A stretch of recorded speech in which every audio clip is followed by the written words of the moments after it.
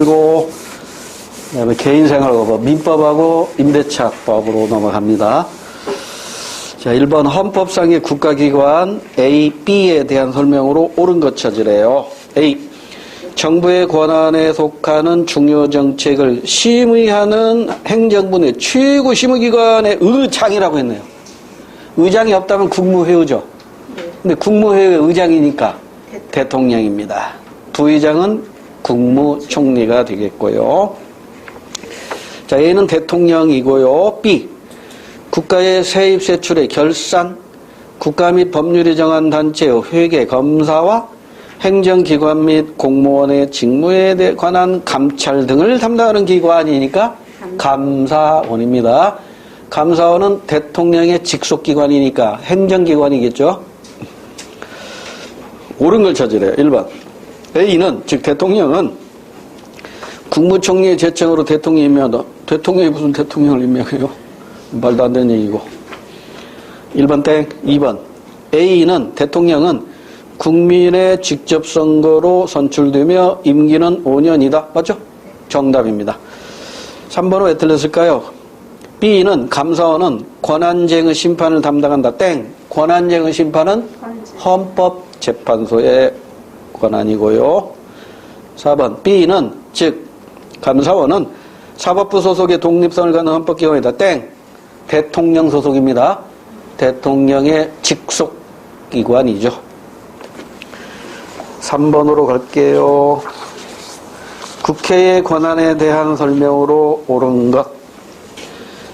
자, 맞는 거 찾아봅시다. 1번. 국회는 헌법 또는 법률에 특별한 규정이 없는 한 최저의원 3분의 1 이상의 출석과 출석의원 과반수 찬성으로 의결한다. 특별한 규정이 없는 한이니까 일반 의결 정족수입니다. 최적 과반 출석이죠. 그리고 출석 과반 찬성 이렇게 해야 됩니다. 1번 땡. 2번. 국회는 국가기관 구성과 관련하여 헌법재판소장 임명권 및 중앙선거관리위원장 선출권을 가진다. 앞부분은 맞은데 헌법재판소장 임명권은 임명권은 누구죠? 국회가 아니라 대통령이고요. 앞부분 틀렸고, 중앙선거관리위원회는 위원장은 유일하게 우리 헌법에 호선한다고 표현되어 있죠. 스스로 뽑아요. 자기들끼리 스스로 뽑아냅니다. 2번 틀렸고, 3번. 국회는 정부의 동의 없이 정부가 제출한 지출 예산 각 항목의 금액을 증가하거나 새 비목을 설치할 수 없다. 그러니까 여기에서요, 국회의 동의 없이 예산안을 삭감할 수는 있어요. 그런데 정부의 동의를 얻어야 될 것은 증액의 경우입니다. 우리 교재에는 언급이 됐는지 모르겠지만, 자, 다시. 예산안 편성은 정부가 하죠. 예산안 심의 의결은 국회가 하죠. 이때 국회가 심의 의결할 때 정부가 편성한 예산안을 감액은 정부 동의 없이 할 수 있어요. 그러나 증액은 정부의 동의가 있어야 됩니다. 그래서 3번도 틀렸고요. 4번이 정답이겠네요. 국회는 국정을 감사하거나 특정한 국정사안에 대하여 조사할 수 있으며, 이게 이제 국정감사권하고 국정조사권인데, 국정감사권은 정기적으로 하는 것이고, 국정조사권은 정기적으로 하는 게 아니라 그때그때 상황에 따라서 조사하게 됩니다. 자, 이에 필요한 서류의 제출 또는 증인의 출석과 증언이나 의견의 진술을 요구할 수 있습니다. 맞아요. 4번이 정답입니다. 5번. 우리나라에 도입된 직접 민주제적 요소에 대한 설명으로 옳은 것. 1. 국민의 대표기관인 국회가 제정한 법률에 기초하여 국가 권력이 행사된다. 이건 직접 민주제가 아니죠? 이건 대의정치잖아요. 대의정치. 1번 땡. 2번. 국민이 대통령이나 국회의원을 임기 만료 전이라도 투표로 해임할 수 없어요. 우리나라는 대통령이나 국회의원에 대한 국민 소환 제도가 역사적으로 한 번도 채택이 된 적이 없단 말이에요. 2번은 문장 자체가 틀려버렸고, 3번.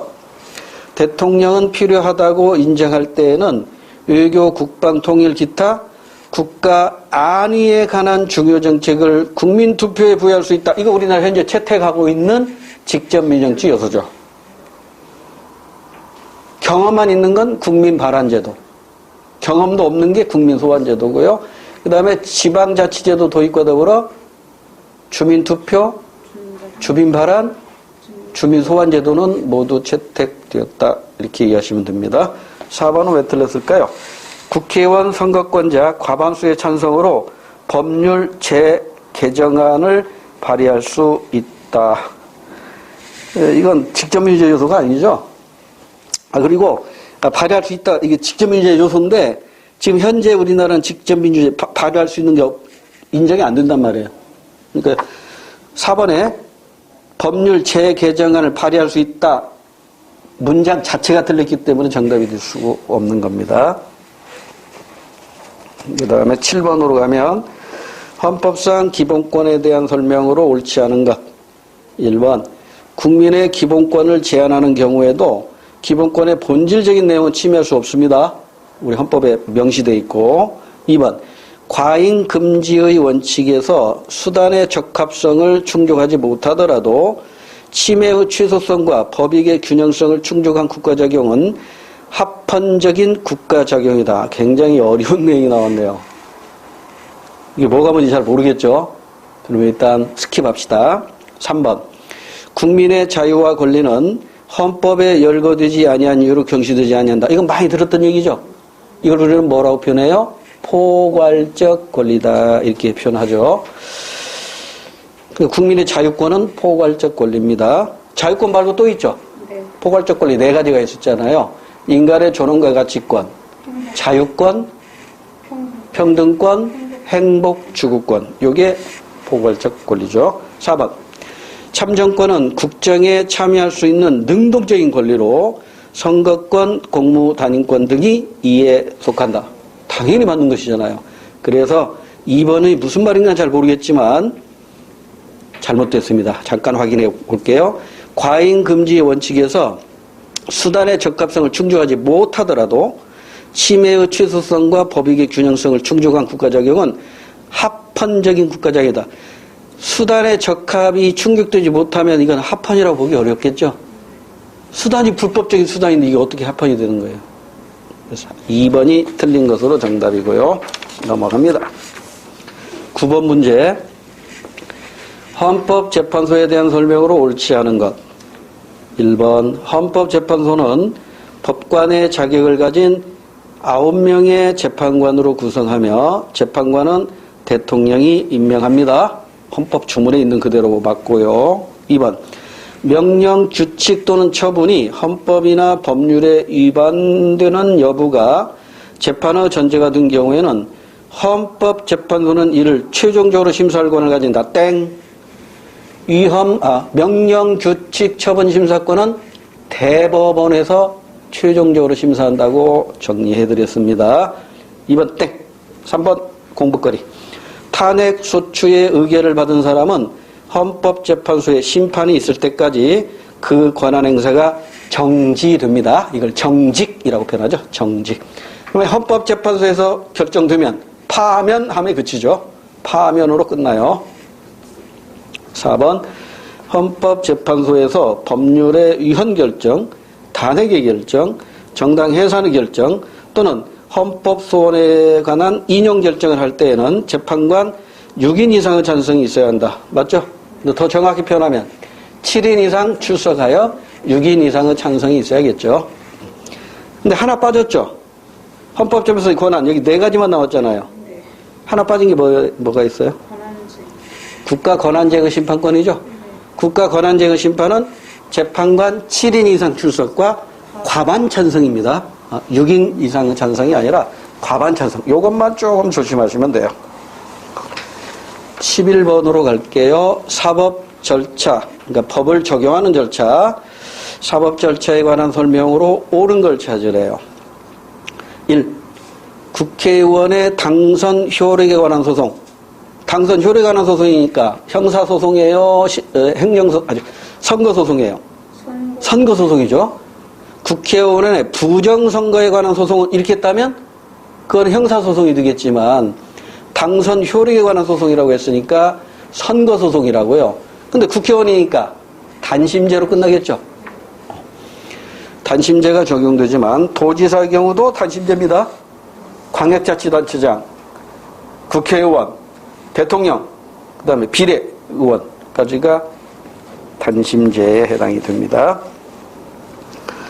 2번 행정소송은 심판이 1심을 역할하면 20년 땡. 행정소송도 30년입니다. 행정심판이 1심, 2심은 고등법원.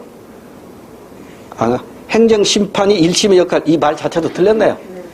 행정심판은 법원에서 하는 게 아니라 행정부에서 하는 거잖아요. 그 다음에 3번 특허법원의 판결에 대한 상고를 제외한 각급 법원의 모든 상고는 대법원이 심판한다. 특허법원의 판결에 대한 상고를 제외하지 않아요. 특허법원의 상고도 대법원입니다. 여기서 하나 더 짚고 넘어갑시다. 상고, 그 밑에 뭐가 있어요? 항소. 그러니까 이거죠. 1심, 2심, 3심 이렇게 되는데 여기 이제 판결에 불복할 때를 뭐라고 해요? 상고, 항소. 판결이 아니라 법원의 결정이나 명령에 불복할 때는 항고, 재항고 이렇게 되죠. 그러죠? 그러면 2심까지 1심 사실관계 따지죠. 원고 피고 불러서 얘기 듣고 증거 제출받고 증인의 말도 듣고 여기도 사실심이죠. 원고 피고 부르잖아요. 증인도 부르잖아요. 근데 대법원에서는 증인 부르지 않아요. 원고 피고도 부를 필요도 없어요. 법률 적용이 제대로 됐는가 안 했는가만 판단합니다. 그러니까 3심 대법원만 법률심이에요. 나머지 전부 사실심이에요. 그러니까 대법원만 법률심입니다. 상고심만 법률심이고 나머지는 전부 사실심이다. 이렇게 이해해 두세요. 그 다음에 11번에 4번 이게 맞겠네. 각급 법원은 명령 규칙이 법률에 위반되는 여부가 재판의 전제가 된 경우에 심사권을 갖지만 최종 심사권은 당연히 대법원에서 하는 거잖아요. 13번으로 갈게요. 그림은 대통령의 권한 행사에 대한 통제 수단입니다. 옳지 않은 걸 찾으래요.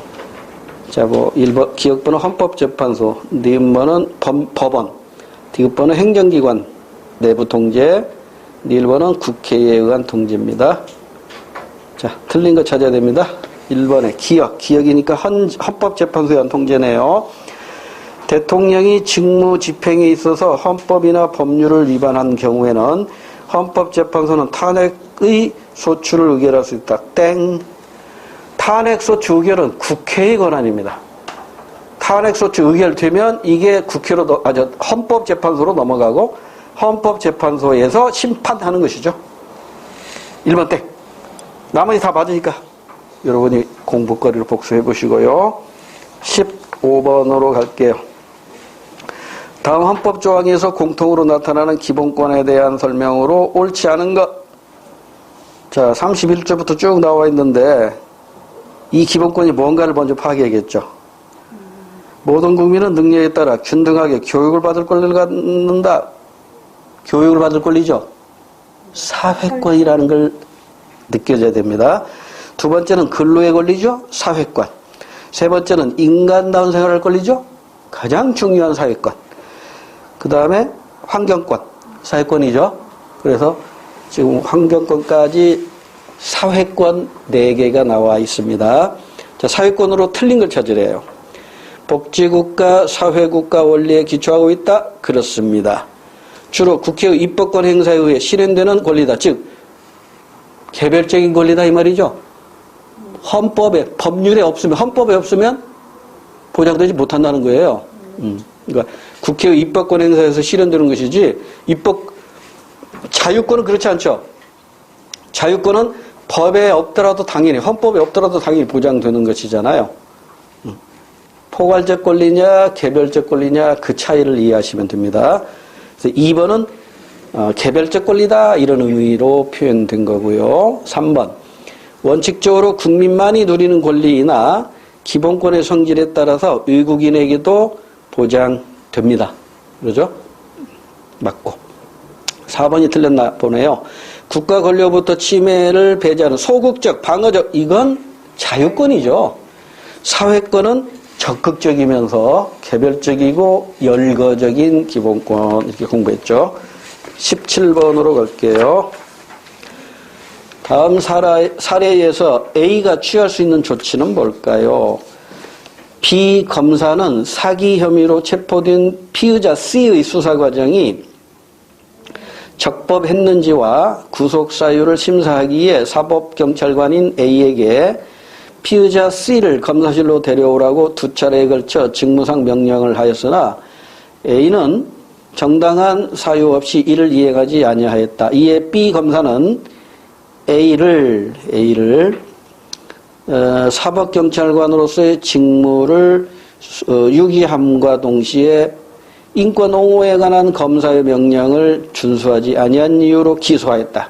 이에 A는 이 사건의 심판 대상 법률 조항인 형법 제139조의 인권 옹호 직무방해죄 규정이 명확하지 않고 과잉 금지나 비례의 원칙에 위반한다며 위헌법률 심판 재청을 신청하였으나 법원이 기각하면 그 다음 어디로 가야 돼요?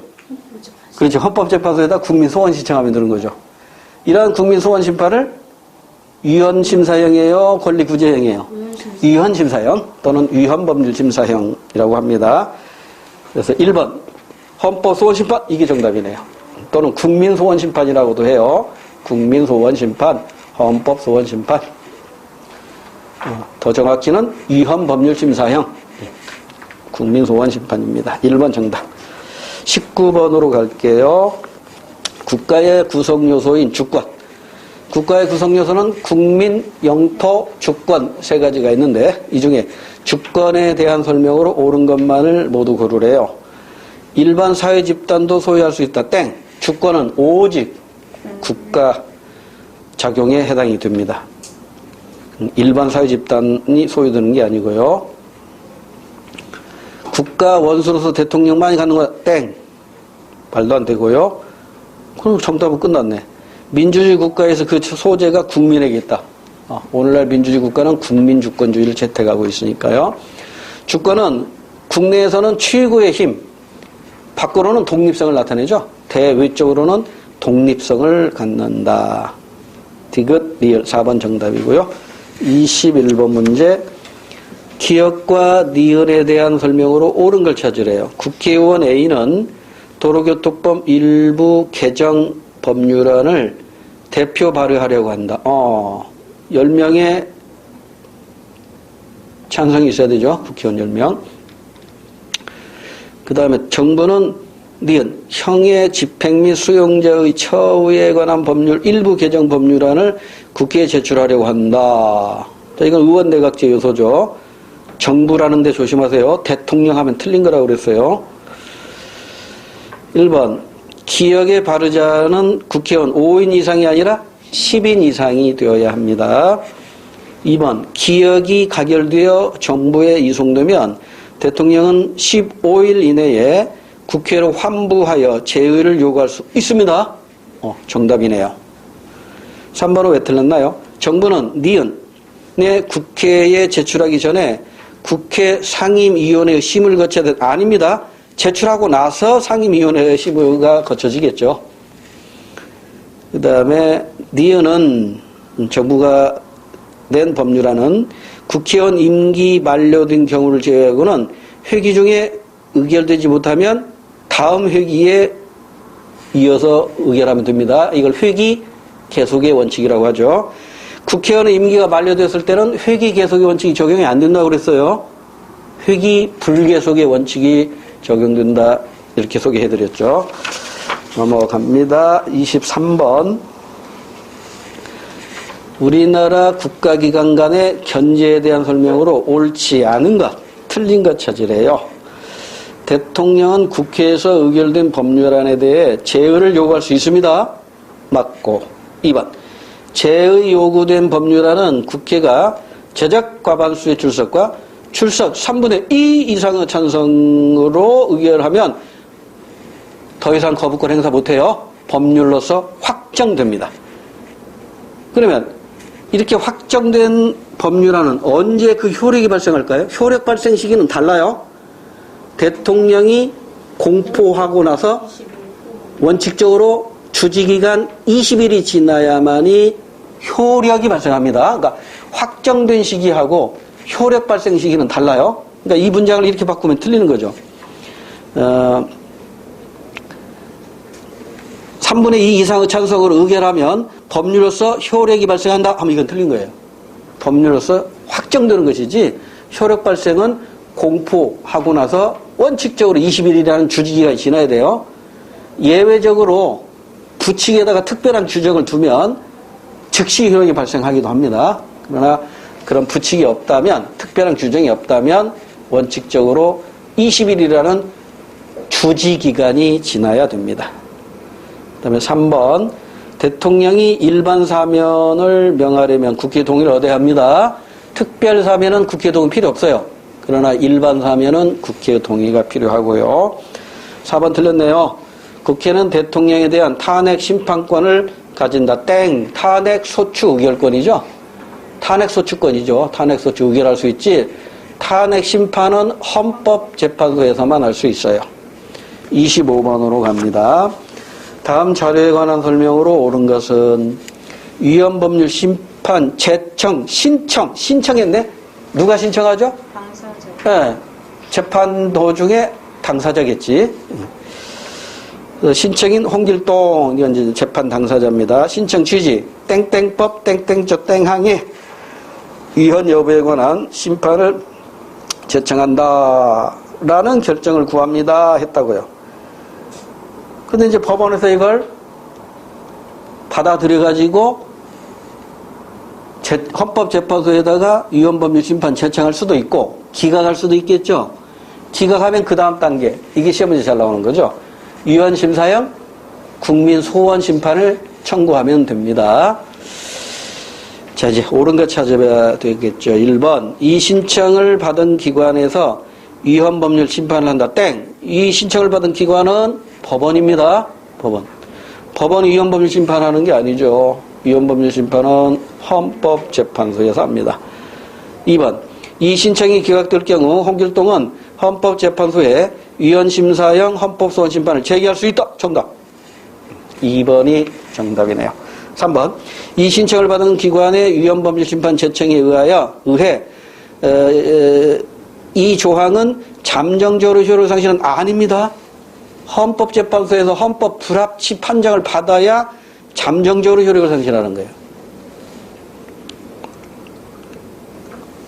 그 다음에 4번. 홍길동은 권리구제형 헌법소원을 거친 후에 이 신청서를 제출한 땡. 말도 안 되는 얘기고. 27번으로 갈게요.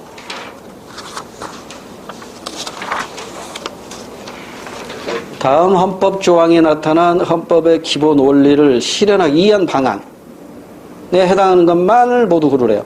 대한민국은 민주공화국이다. 공화국이다 이 뜻이 뭐라고 그랬죠? 주권이 국민에게 있다 이런 뜻이라고 그랬잖아요. 민주는 주권이 민주적으로 행사된다 이런 뜻이잖아요. 그러니까 대한민국은 주권이 민주적으로 행사되고 주권이 국민에게 있는 나라다 이런 뜻이에요. 2번. 대한민국의 주권은 국민에게 있고 모든 권력은 국민으로부터 온다. 결국은 국민 주권주의네요. 자, 국민 주권을 실현하기 위한 방안 모두 골라보래요. 기억. 선거권과 공무단임권을 보장해야 돼. 왜? 국민이 나라의 주인이니까. 기억번 들어가면 맞아요. 그럼 1번 아니면 3번이네요. 그러면 디귿으로 바로 갑시다. 왜? 니은은 공통적이니까. 디귿번이 맞으면 3번이 정답이고 디귿번이 틀리면 1번이 정답이겠네요. 대의제체 때 대의제가 뭐죠? 간접민주제잖아요. 그럼 국민이 국민의 대표를 대신 뽑는 게 대의제죠. 국민이 나라의 주인이니까 국민의 대표를 국민이 직접 뽑는 거잖아요. 그러니까 이것도 디귿번도 포함이 돼야 되겠죠. 자, 다시 위로 올라갑니다. 니은번. 언론, 출판, 집회, 결사 자유를 보장하는 것도 나라의 주인이 국민이기 때문이고요. 대의제를 채택하는 것도 나라의 주인은 국민이기 때문에 국민을 대신해서 국민의 대표가 대신 정치해 주는 것이고요. 최저임금제는 국민주권과는 무관하고 복지국가의 원리를 실현하기 위한 방안이겠죠. 29번으로 갈게요. 우리나라 국회와 대통령의 관계에 대한 설명으로 옳지 않은 것. 대통령은 국회에서 의결된 법률안에 대해 정해진 기간 내 15일이죠. 이의서를 붙여 거부권을 행사하여 국회의 제의를 요구할 수 있습니다. 맞고요. 2번. 대통령의 제의의 요구가 있을 때에는 국회가 제적, 과반, 출석 3분의 2 이상의 찬성으로 전과 같은 의결을 하면 그 법률안은 법률로서 확정됩니다. 다시 말해서 더 이상 거부권을 행사할 수 없다 이 말이에요. 3번. 대통령이 긴급 명령을 발하였을 때는 지체 없이 국회에 보고하고 승인을 얻어야 된다. 여러분, 우리 헌법상에 국회에다가 보고해서 승인을 얻어야 되는 거 딱 하나밖에 없다고 그랬잖아요. 긴급권. 긴급명령권과 긴급재정경제세부명령권. 이거밖에 없어요. 국회에다 통보만 되면 되는 거 딱 하나 있다고 그랬죠. 계엄선포. 계엄선포는 통보만 하면 돼요. 그 다음 국회에다가 국회 승인만 얻으면 되는 거 딱 하나 있다고 그랬죠. 승인만 얻으면 되는 거. 예비비 지출. 이 정도 구분해 두시면 문제 푸는데 도움이 될 거고요. 4번. 국회는 대통령에 대한 탄핵을 심판하는 게 아니라 소추 의결할 수 있다. 이렇게 해야겠지. 탄핵 소추 의결할 수 있다. 이게 국회고요. 탄핵 심판은 헌법재판소입니다. 31번으로 갈게요. 다음 글에서 국가인권위원회가 언급한 기본권에 관한 설명으로 옳은 것. 자, 국가인권위원회는 정부가 제출한 법안 중 개인정보보호법 제정안 가운데 CCTV 등 영상정보 처리 기기에 관한 규정이 국민의 사생활 침해를 유발할 우려가 있으므로 이를 예방할 규정을 만들어야 한다고 주장하였다. 국가인권위원회는 불특정 다수가 사용하는 목욕탕, 화장실, 탈의실 등 개인의 사생활을 현저히 침해할 우려가 있는 장소에서 CCTV와 같은 영상기기를 설치하여 운영하지 못하도록 해야 한다. 라며 구급 및 보호시설에 한해 필요 최소한의 범위 내에만 설치를 허용해야 한다라고 주장하였다. 그럼 이 국가인권에서 언급한 기본권은 뭐예요? 자유권이죠. 사생활 보호에 관한 권리니까 자유권입니다. 그래서 자유권에 대한 설명을 옳은 걸 찾으라 이 말이죠. 1번 소극적이고 방어적 성격의 기본권 정답. 2번 현대사회에 등장한 적극적인 기본권 사회권. 2번은 사회권. 3번 기본권 보장을 위한 수단적 기본권의 성격을 갖는다. 청구권. 3번은 청구권. 4번 국민이 국가의 정치 과정에 적극적으로 참여할 수 있는 권리 참정권. 능동적이면서 적극적인 권리가 되겠죠. 33번 지방자치제도에 대한 설명 중 옳은 것만을 모두 고른 것은 성남시 분당구와 김해시는 기초지방자치단체이다. 김해시는 맞은데 성남시 분당구는 기초지방자치단체가 아니라 성남시가 기초지방자치단체죠. 청주시 상당구는 기초자치단체가 아닙니다. 청주시 자체가 기초지방자치단체죠. 그 다음에 니은번, 그러니까 기억번 들어가면 틀리니까 1번, 2번 지우고 니은번이 맞으면 3번 정답이고요. 니은번이 틀리면 4번 정답이에요. 그러니까 다 볼 필요는 없다는 얘기죠. 이런 요령을 가지고 문제를 풀어나가셔야 됩니다. 니은번 주민소환의 대상에는 비례대표 지방의회 의원이 포함된다. 맞나요? 비례대표 지방의원은 아까 뭐가 있었어요?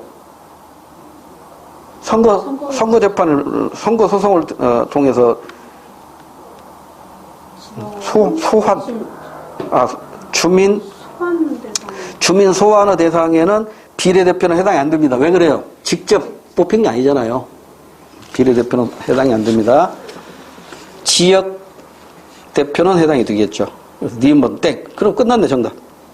자, 공부거리 디귿. 일정한 수의 주민은 직접 조례의 제정 및 개폐를 청구할 수 있다. 이게 주민 발안 제도의 내용이고요. 제주특별자치도와 세종특별자치시는 모두 광역지방자치단체에 속합니다. 맞고요. 지방자치제도는 헌법에 의해서 보장받고 있잖아요. 맞고. 35번 문제. 헌법이 보장하는 신체의 자유에 대한 내용에 해당되지 않는 것. 1번. 모든 국민은 형사상 자기에게 불리한 진술을 강요당하지 않습니다. 불리한 진술에 대한 거부권이죠. 다른 말로는 묵비권이라고도 합니다. 묵비권. 헌법에서 인정하고 있고요. 2번. 누구든지 체포 또는 구속을 당한 때에는 적부의 심사를 법원에 청구할 권리를 가진다. 맞죠? 구속적부 심사 청구. 이때 구속적부 심사 청구는 피의자만 할 수 있는 거죠. 피고인은 안 돼요. 이건 뒤에 가서 다시 공부할 거고요. 3번. 타인의 범죄 행위로 인해 생명, 신체에 대한 피해를 받은 국민은 법률이 정하는 바에 의하여 국가로부터 구조를 받을 수 있다. 이건 뭐예요? 이건 청구권이죠. 이건 신체의 자유와는 무관한 겁니다. 그 다음에 4번. 정식 재판에 있어서 피고인의 자백이 피고인에게 불리한 유일한 증거일 때는 이를 유죄의 증거로 삼거나 이를 이유로 처벌할 수 없습니다. 이것도 신체의 자유를 보장하기 위한 우리 헌법상 제도입니다. 따라서 3번만 제외하면 나머지는 다 신체의 자유와 관계 있어요. 넘어갈게요. 땡. 이렇게 하고 나머지 문제는 직접 풀어보시고 정답 가지고 이해가 안 되면 질문하시기 바랍니다. 자, 이제 개인생활과법. 이 부분은 시험 문제를 풀기 위해서도 중요하지만 실제 사회생활 하는데 이거 모르면 여러분 당합니다. 당해. 피해 당하지 않기 위해서 최소한의 상식적인 내용으로 알고 있어야 하는 내용입니다. 자, 이제 개인생활과 법인데요. 개인생활과 법에서 시험법에 들어가는 것은 두 개의 법밖에 없어요. 잠깐 복습해 볼까요? 여기 국가가 있고요. 국가가 있고 여기 국민 개개인이 있겠죠. 국민 개개인이 있어요. 자, 우리가 지금 공부해야 할 게 이거예요. 개인과 개인 간의 생활관계를 규율하는 법이에요. 이걸 우리는 사법이라고 해요. 사법. 그런가 하면 국가가 개인보다 우월한 지위에서 개인을 규제하는 법이 있죠. 이걸 공법이라고 해요. 우리 공법 중에 가장 대표적인 게 하나 공부했잖아요. 헌법 공부했잖아요. 헌법은 공법의 가장 대표적인 것이고요. 그 다음에 이제 국가가 개인과 개인들의 생활관계, 여기에 이제 개입을 해요. 이게 사회법이에요. 그래서 이 사회법에는 가장 대표적인 게 노동법하고 경제법이 있어요. 또 하나는 사회보장법도 있는데 사회보장법은 별로 시험 문제 잘 안 나옵니다. 오히려 사회보장 제도에 대해서 사회문화에서 시험 문제가 나오죠. 자, 그럼 이제 헌법 말고 이제 공부할 게 형법이 있어요. 형법. 행정법이 있어요. 그 다음에 각종 소송법이 있어요. 형사소송법, 민사소송법, 이 소송법을 다른 말로는 절차법이라고 해요. 이 절차법을 제외한 나머지 모든 법을 실체법이라고 해요. 그러니까 이런 법들은 모두 뭐예요? 실체법이란 말이에요. 실체법. 그래서 우리가 이제 공부해야 할 이 사법은 모든 국민에게 또 모든 사물, 모든 우리나라 장소에 효력을 갖는 일반법이 있어요. 그 일반법이 바로 민법이고요. 그 다음에 이 일반법에 의해서 보호되지 않는 사람을 위해서 특별히 보호하기 위해서, 특별히 이 사람들을 보호하기 위해서 특별법을 만들었어요.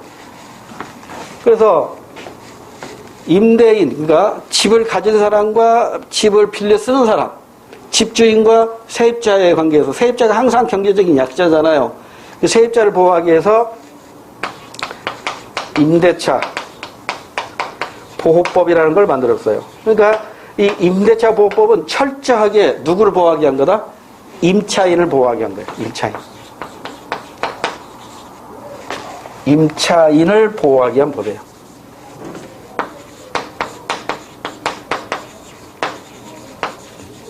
임차인 보호법이다 이렇게 이해하시면 돼요. 그래서 만약에 민법에서는 임대인하고 임차인하고 똑같이 보고 있다. 그런데 특별법에서는 임차인을 우선 보호하고 있잖아요. 그러면 얘하고 충돌되죠. 그럼 얘부터 적용한다니까요.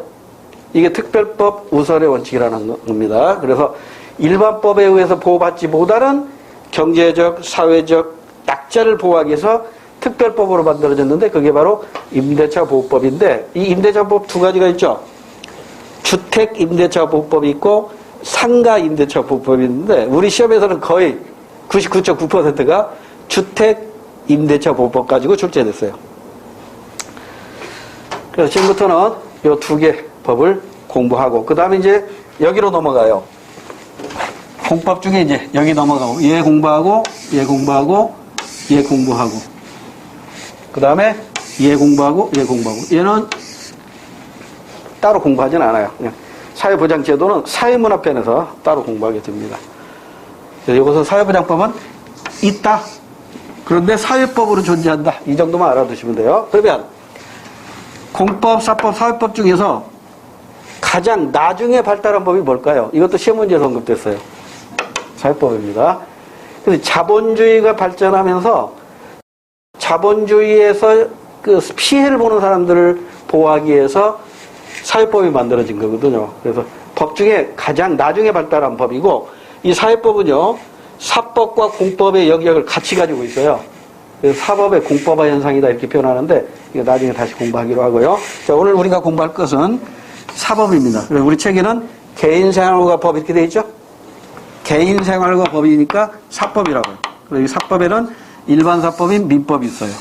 그다음에 특별사법으로는 상법도 있어요. 근데 상법은 시험법에 안 들어가거든. 상법도 특별법인데 상법은 시험법이 안 들어가니까 일반 사법인 민법하고 특별사법인 임대차 보호법. 이 임대차 보호법에 이번에 추가된 게 있죠. 추가된 것이 뭐가 있냐면 임대차 3법이라는 게 있어요. 근데 이게 우리 시험과 직접 관계는 건 딱 하나밖에 없습니다. 첫 번째가 전월세 신고제가 있고요. 두 번째가 전월세 상한제가 있고요. 나중에 다시 할 겁니다. 세 번째가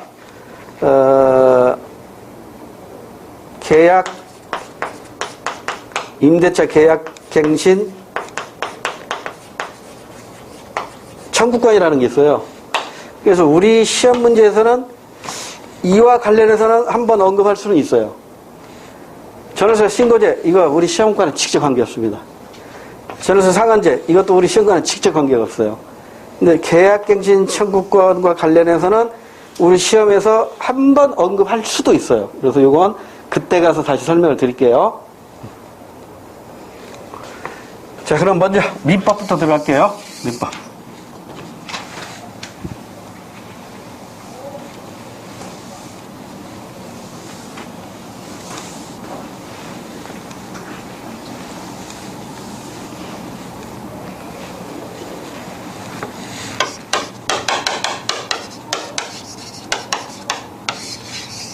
자, 민법은 첫째 국내법이죠.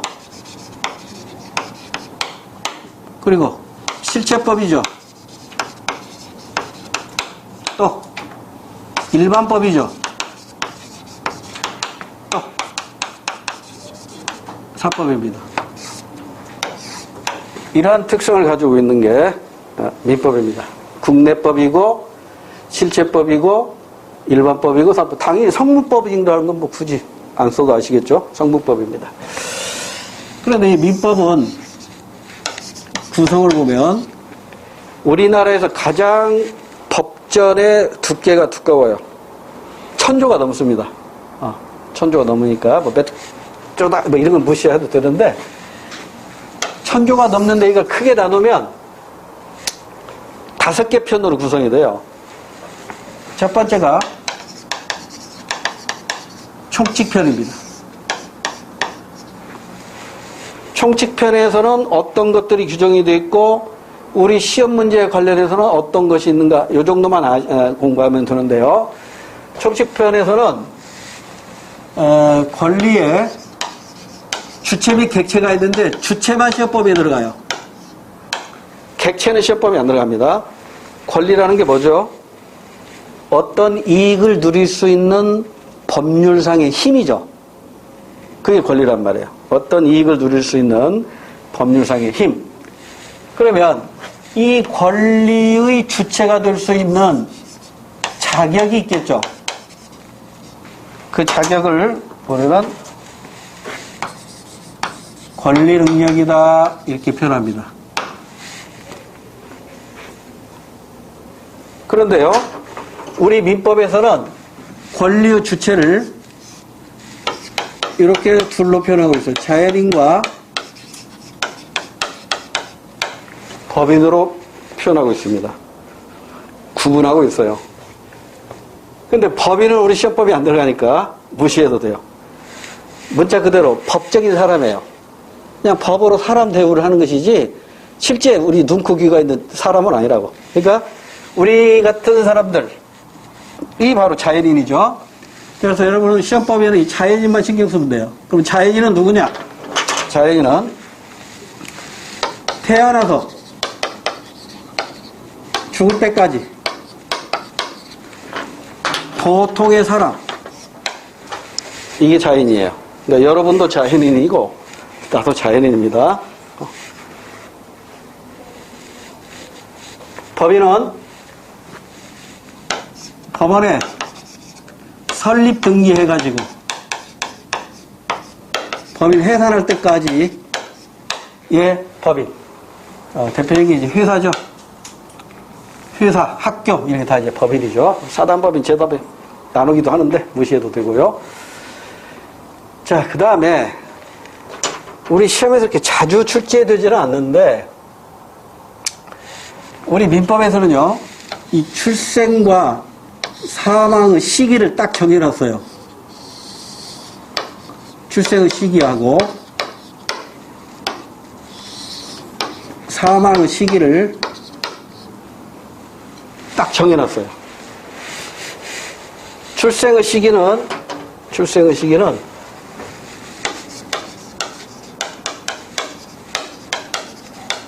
이게 우리 민법에서 채택하고 있는 학설입니다. 전부 노출설이에요. 그러니까 태아가 산모로부터 완전히 분리되었을 때를 사람으로 봐요. 그러니까 태아는 사람이 아니야. 태아는 사람이 아니라고요. 엄마 배에서 완전히 나와야 돼요. 진통했을 때 사람으로 안 봐요. 일부 노출도 사람으로 안 봐요. 그런데 이 전부 노출설에 의하면 태아는 권리 능력이 없잖아요. 그런데 예외적으로 태아에게 권리 능력을 인정하는 경우가 딱 두 가지가 있어요. 이건 이미 시험 문제 한번 나왔고요. 또 나올 수 있기 때문에 기억해 두셔야 돼요. 첫 번째는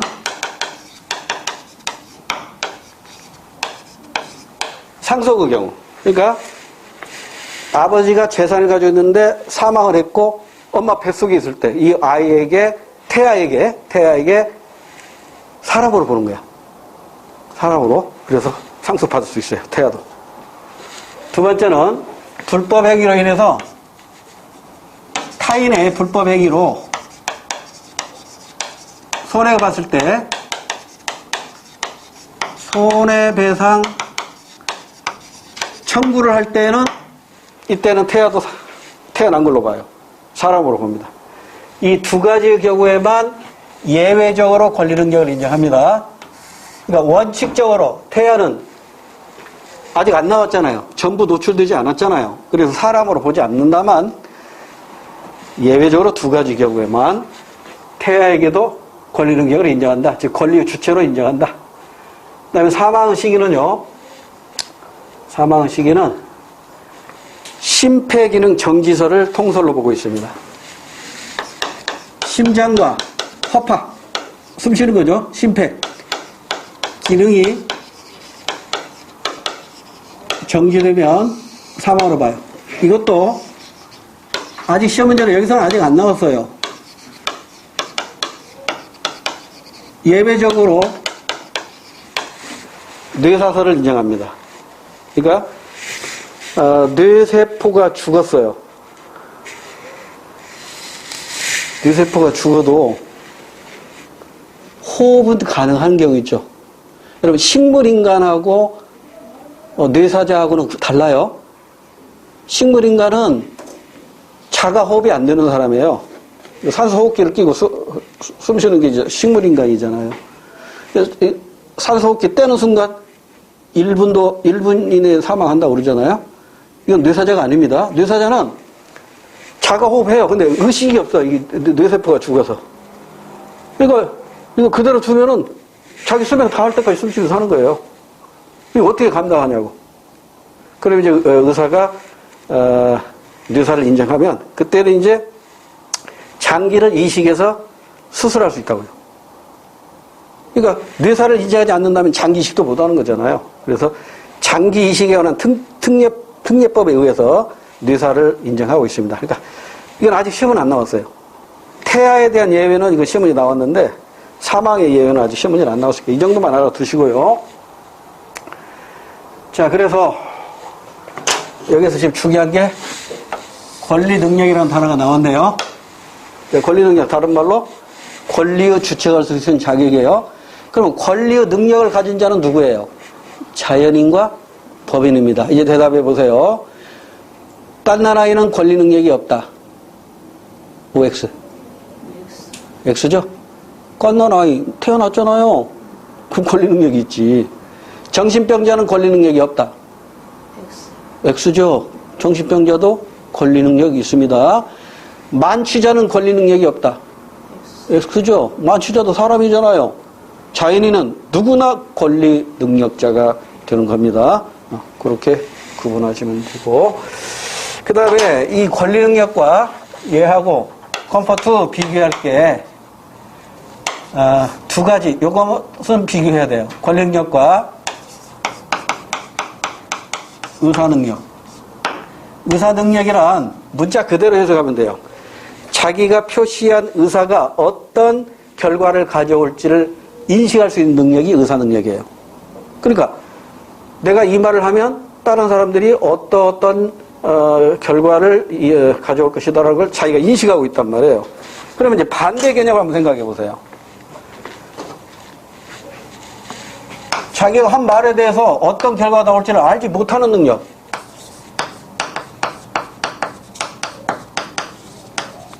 의사 무능력이겠죠. 그럼 의사 무능력자의 가장 대표적인 게 뭐예요? 깐단하게 말 못하잖아요. 깐단하게 의사 무능력자예요. 그 다음에 만취자. 그 다음 이런 사람들은 의사 무능력자이기 때문에 그들의 법률 행위는 무효입니다. 무효란 처음부터 법의 효력이 발생하지 않는다 이런 얘기예요. 그 다음에 이제 두 번째는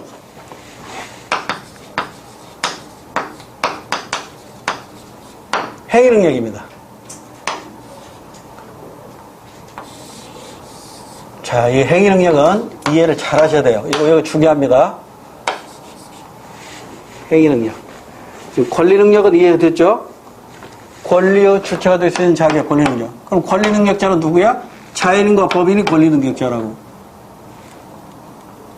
그럼 행위 능력은 뭐냐? 행위 능력은 단독으로 유효한, 효력 있는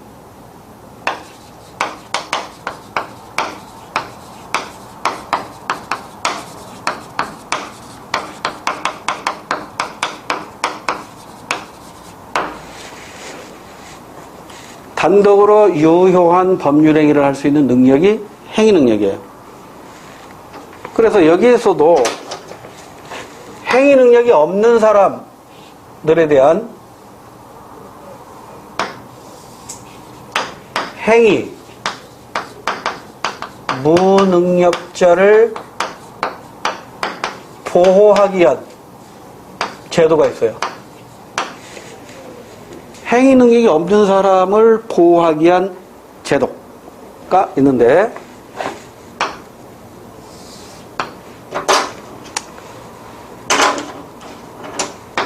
첫 번째, 이걸 행위 보호하기 위한 제도를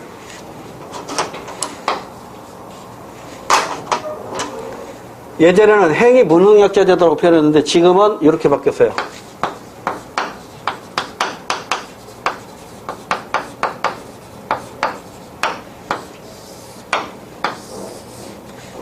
제한 능력자 제도 이렇게 표현해요. 제한 능력자 제도.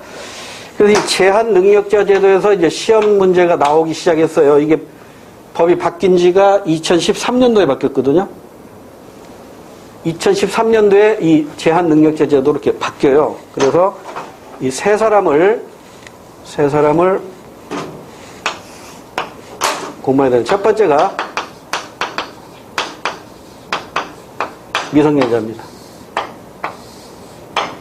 잠깐 쉬었다가 여기서부터 그 다음에 두 번째가 피한정 후견인제도, 피성년 후견인제도. 요 세 사람의 차이점이 이제 시험 문제 나오기 시작해요.